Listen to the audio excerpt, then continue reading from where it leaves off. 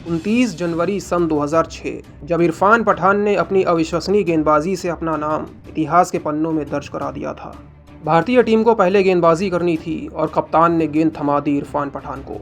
पहली 3 गेंदों में ही पठान ने बल्लेबाज को असमंजस में डाल दिया। बल्लेबाज समझ ही नहीं पा रहा था कि गेंद को अंदर खेले या फिर बाहर। फिर चौथी गेंद पर इरफान ने एक खतरनाक आउट स्विंग डाल दी। बल्लेबाज अपने बल्ले का बाहरी किनारा थमा बैठा और गेंद स्लिप में मौजूद राहुल द्रविड़ के हाथों में पहुंच गई। भारतीय खेमे में खुशियों का उबाल आ गया और पाकिस्तान ने 0 रन पर अपना विकेट गंवा दिया। अब इरफान की गेंदबाजी का सामना करने पहुंचते हैं यूनिस खान। इरफान पठान 5वीं गेंद फेंकने के लिए दौड़ते हैं और इस बार पठान बल्लेबाज का स्वागत एक खतरनाक इन स्विंगर से करते हैं। गेंद यूनिस खान को चकमा देते हुए सीधे उनके पैड्स पर जाकर लगती है। भारतीय टीम को लगातार दूसरी सफलता मिलती है। इरफान पठान को पूरी टीम से शाबाशी मिलती है। यूनिस खान भी सोच रहे होंगे कि इतनी घातक गेंद पर कोई भी बल्लेबाज हो जाए आउट, इसमें मेरी क्या गलती है। पाकिस्तान के 0 रन पर 2 विकेट गिर चुके थे। इरफान पठान हैट्रिक की दहलीज पर खड़े थे। अब उनका सामना करने अनुभवी बल्लेबाज मोहम्मद यूसुफ आ गए थे। उधर रोमांच के मारे दर्शकों के भी रोंगटे खड़े हो गए थे। इरफान पठान पूरे आत्मविश्वास के साथ इतिहास रचने के लिए दौड़ लगा देते हैं। गेंद लगभग ऑफ स्टंप की लाइन पर टप्पा खाती है। उसके बाद कांटा बदलकर बल्लेबाज के बैट और पैड के बीच से निकलकर मिडल स्टंप उड़ा देती है। इरफान पठान टेस्ट मैच के पहले ओवर में हैट्रिक लेकर इतिहास रच चुके थे। पूरा स्टेडियम तालियों के गड़गड़ाहट से गूंज उठा था। दर्शकों के लिए वो आंखों का तारा बन गए थे। इरफान पठान की इस अद्भुत गेंदबाजी के आगे पाकिस्तान का टॉप ऑर्डर धराशायी हो गया था। 3 बल्लेबाज तो पहले ही ओवर में हो गए थे आउट। जहीर खान और आरपी सिंह का आना तो अभी बाकी था। अब पाकिस्तानी बल्लेबाज फूंक फूंक कर कदम रख रहे थे, क्योंकि एक तरफ से इरफान तो दूसरी तरफ से जहीर खान उनकी अग्नि परीक्षा ले रहे थे।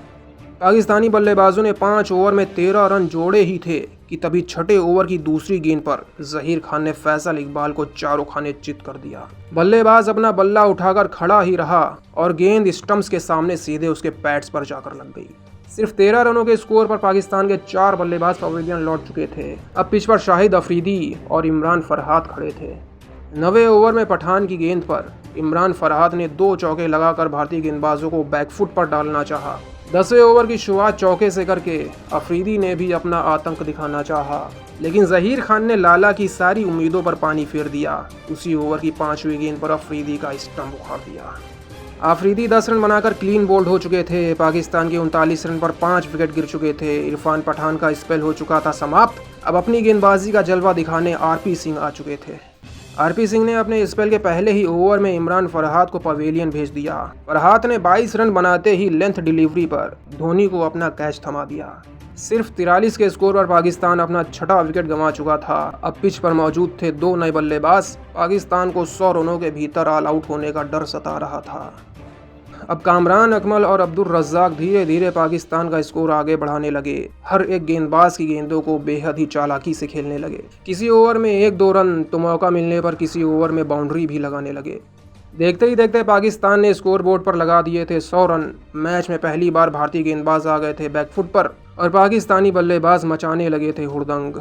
भारतीय गेंदबाज उनको आउट करने के लिए एड़ी चोटी का जोर लगा रहे थे, लेकिन दोनों बल्लेबाजों ने पता नहीं क्या प्लान बना लिया था। हर एक गेंदबाज की गेंदों को बेहद ही आसानी से खेले जा रहे थे। अब दोनों बल्लेबाजों ने मिलकर 100 रनों की साझेदारी को पूरा कर लिया था। कहां 43 रन पर 6 विकेट से पाकिस्तान का स्कोर 150 के पार पहुंचा दिया था। तभी 154 के स्कोर पर आरपी सिंह दोनों बल्लेबाजों की साझेदारी तोड़ देते हैं। 45 रन बनाकर रज्जाक हो गए थे एलबीडब्ल्यू। 9वें नंबर पर बैटिंग करने शोएब अख्तर आते हैं। कामरान अकमल धीरे धीरे अपने शतक की तरफ बढ़ रहे थे। शोएब अख्तर के साथ मिलकर फिर से एक साझेदारी खड़ी कर रहे थे। भारतीय गेंदबाज विकेट लेने के लिए हर एक मुमकिन कोशिश कर रहे थे, लेकिन अख्तर चौके पे चौके लगाकर उनकी उम्मीदों पर पानी फेर रहे थे। पाकिस्तान ने 200 रनों का आंकड़ा भी पार कर लिया था। कामरान अकमल ने भी अपना शतक पूरा कर लिया था। शोएब अख्तर का स्कोर भी धीरे धीरे अर्धशतक की तरफ बढ़ रहा था। अब भारतीय खेमे में टेंशन का माहौल आ गया था। तभी इरफान पठान ने मैच में भारत की वापसी कराया। 236 के स्कोर पर पाकिस्तान का 8वां विकेट गिराया। कामरान अकमल की पारी पर पूर्ण विराम लगाकर धोनी के हाथों उन्हें कैच आउट कराया। आरपी सिंह ने पाकिस्तान का 9वां विकेट गिराया। मोहम्मद आसिफ को 0 रन पर कैच आउट कराया। अगले ओवर में शोएब अख्तर भी हो गए आउट। उन्हें 45 रन पर इरफान पठान ने कैच आउट कराया। इसी के साथ इरफान पठान ने अपना फाइफर भी कंप्लीट कर लिया था और पाकिस्तान की पारी को 245 रनों पर समेट दिया था।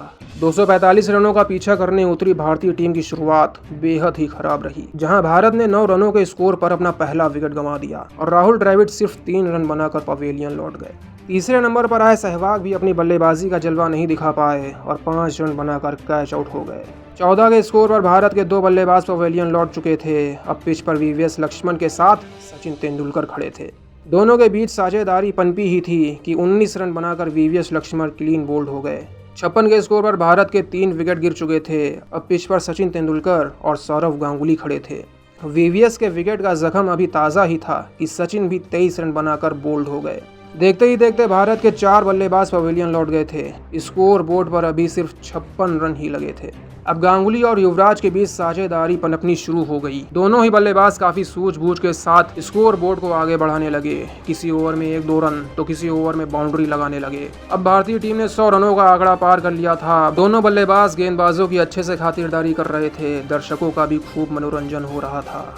अभी अब्दुल रज्जाक ने एक तीखी बाउंसर डालकर गांगुली को सरप्राइज कर दिया। बल्ले का एज लेकर गेंद उड़ते हुए पहुंची फाइन लेग पर, जहां मोहम्मद आसिफ ने एक शानदार कैच लपक लिया। 137 रन पर भारत के 5 विकेट गिर चुके थे। अब युवराज का साथ देने एमएस धोनी आ गए थे। धोनी ने आते ही गेंदबाजों को आड़े हाथों लेना शुरू कर दिया। 3 चौके लगाकर रन गति को तेजी से बढ़ाना शुरू किया। युवराज ने भी धोनी का खूब साथ दिया। दोनों ने मिलकर भारत का स्कोर 150 के पार पहुंचा दिया। तभी युवराज सिंह 45 रन बनाकर एलबीडब्ल्यू हो गए। अगले ओवर में धोनी भी कामरान अकमल को कैच थमा गए। देखते ही देखते 165 के स्कोर पर भारत के 7 बल्लेबाज पवेलियन लौट गए। अब भारत के ऊपर 200 रनों के भीतर ऑल आउट होने का खतरा मंडराया, लेकिन 8वें नंबर पर आकर इरफान पठान ने मैच में फिर से भारत की वापसी कराया।